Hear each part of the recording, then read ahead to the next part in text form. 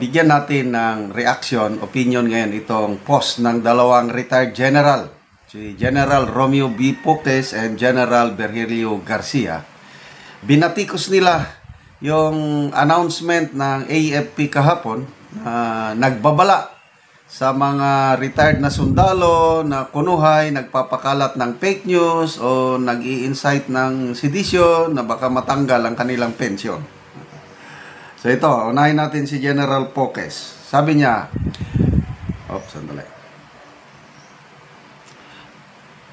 Cancel my pension? Question mark. A military pension is an earned and vested right, not a privilege that can be withdrawn at will. Under the law, it may only be cancelled or suspended upon final conviction of a crime involving moral turpitude and disloyalty, not on mere allegations or administrative whims. The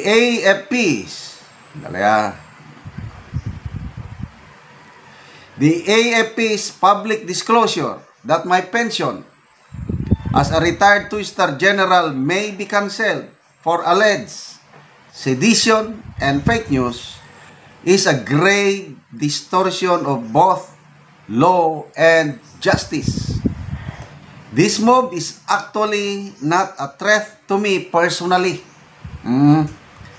It is a warning to those still in active service, as more and more soldiers express concern and sympathy for the growing public protests against massive corruption in government.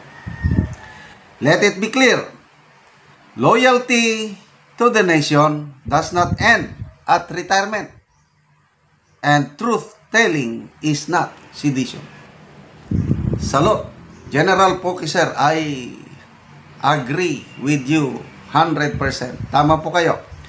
Dito naman sa post ni General Garcia, isang lawyer general ito. Nakasama ko siya sa trabaho. Sabi niya, retired or not, the honor code applies. Meron bang sundalong sinungaling na magkakalat ng fake news, lalo na kung ito'y isang general? Dahan-dahan sa paratang dahil iyan ay dungis sa mukha ng bawat sundalo. In the words of Secretary Guibo, so ito, ikinot niya si Secretary Guibo, when you cross that line, there is no other way but out. Walang puwang ang isang sinungaling sa kasundaluhan. Ito ang kanyang statement tungkol sa pension. A soldier's pension is an asset, like a property of the pensioner. Such being the case, it cannot be unilaterally withdrawn without violating the due process clause of the Constitution. Galing. So, huwag kayong mag-alala mga kaibigan kasi ang daming na-alarm tungkol sa pahayag na ito. Hindi talaga basta-basta madaling tanggalin ang pensyon ng mga sundalo. Kasuhan nila ang sundalo na sa tingin nila nagpapakalat ng fake news or nag-i-incite ng sedition. So, once na nakasuhan na, hindi pa yon ang basis na kailangan ng final conviction. Anong final conviction? Yung makaabot sa Supreme Court. Yun ang final conviction. Kaya it will take so many years bago ang isang retired na sundalo matanggalan ng pensyon. Okay, magbasa tayo sa mga comments.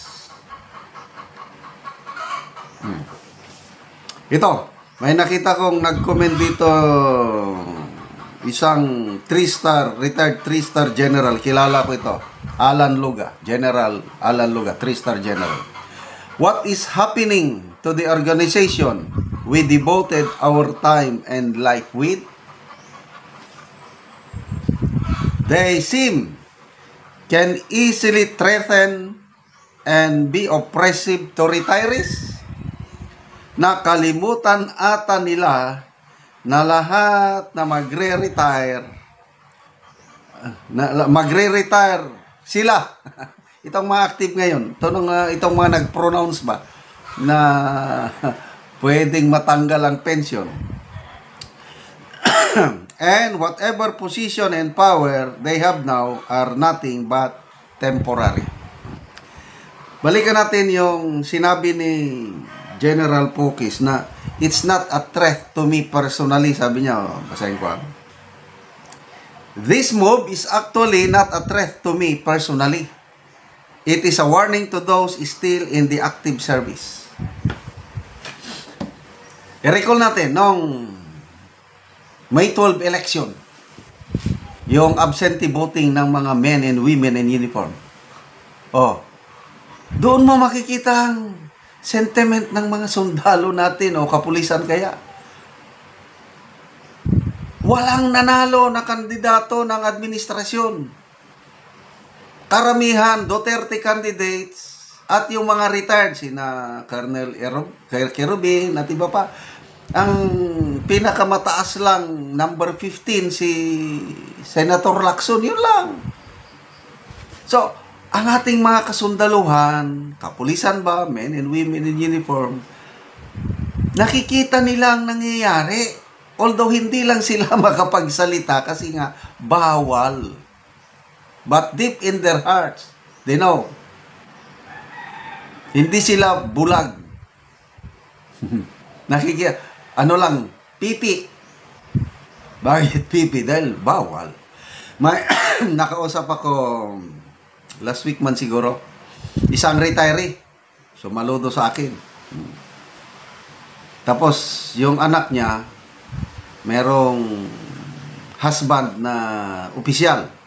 Sinabihan ko, sabihin mo yung husband mo, huwag makisama-sama sa politika. Tahimik lang siya. Pabayaan nyo lang, kami lang mga retired, pwedeng magsalita.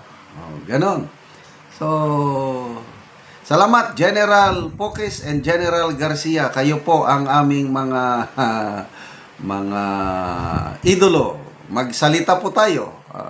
Tama yung sabi na truth telling is not sedition. Okay, breaking. Armed Forces of the Philippines binalaan ang mga retired officials na nagkakalat ng fake news, nag-uudyok ng kaguluhan. Nagbabala ang Armed Forces of the Philippines na posibleng tanggalan ng pensyon ang mga retiradong opisyal ng militar na mapapatunayang nagpapakalat ng fake news o nag-uudyok ng sedisyon sa social media. Ayon sa AFP, may ilang retiradong opisyal na kasalukuyang minomonitor ng kanilang intelligence units. Kabilang ang may ranggong 08 o katumbas ng Major General o Rear Admiral. Layunin umano ng hakbang na ito na mapanatili ang disiplina at kredibilidad ng institusyon sa harap ng mga isyong political at social media misinformation. Bagamat hindi pinangalanan ang mga naturang opisyal, iginiit ng AFP na mahigpit nilang pinapatupad ang mga batas laban sa mga retirado na gumagamit ng kanilang posisyon para makaimpluwensya sa publiko gamit ng maling impormasyon. Okay, pag-usapan muna natin yung fake news. Against ako talaga sa fake news. Bago ko mag-vlog, karamihan ng mga vlog ko kasi reaction vlog lang eh. Bine-verify ko muna, credible source ba ito? Kasi baka kung hindi credible, kasama ako ng fake news. Kaya binabantayan ko, pinipili ko lang yung mga post na bibigyan ko ng reaction vlog, opinion vlog, kasi hindi talaga maganda yung fake news. Okay. So, ito, warning lang naman. Kaya, wag po tayong mabahala na parang kinokortel ng AFP ang press freedom. Ginagawa lang nila ang kanilang trabaho sa tingin ko. I don't know, wala pa naman akong na nakikita na mga post na parang post ng mga retired AFP. Wala. I don't know kung saan ang basihan nila. Basta ako, against ako sa mga fake news. Hindi talaga magandang mag-fake news tayo. Dapat totoo lang ang ating sinasabi. So ako, pag may nakita kong totoong post, nagbibigay lang ako ng reaction, opinion. Bahala na ang netizens na maniwala sa aking opinion o reaction. Ganun lang yun. Exchange of opinion. So, dadaan pa naman ito ng due process. Kasi binabasa ko ang mga comments, parang, ano ba yan? Martial law na? Hindi naman. May due process pa. Ang alam ko ito, example mayroong isang retired soldier. Nakita nila na parang fake news o nag-uudyok siya ng sedition.